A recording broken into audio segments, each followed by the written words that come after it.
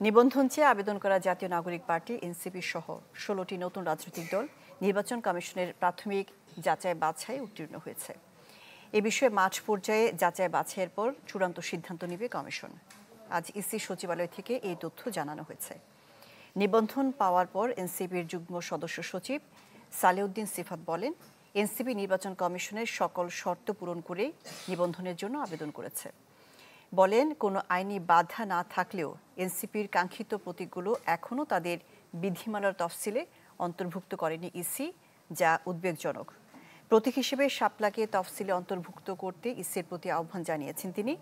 নিবন্ধন সনদ দেওয়ার সময় নির্বাচন কমিশন শাপলা, সাদা শাপলা অথবা লাল শাপলা থেকে যে কোনো একটি প্রতীক এনসিপিকে বরাদ্দ করবে বলে আশা প্রকাশ করেন তিনি। এনসিপি নির্বাচন কমিশনের সকল শর্ত পূরণ করেই নিবন্ধনের জন্য আবেদন করেছিল। ফলে নিবন্ধন পাওয়ার ব্যাপারে এনসিপি আগে থেকেই যথেষ্ট আত্মবিশ্বাসী ছিল। কিন্তু আইনি কোনো বাধা না থাকা সত্ত্বেও এনসিপির কাঙ্ক্ষিত প্রতীকগুলো এখনও নির্বাচন কমিশন তাদের বিধিমালার তফসিলে অন্তর্ভুক্ত করেনি।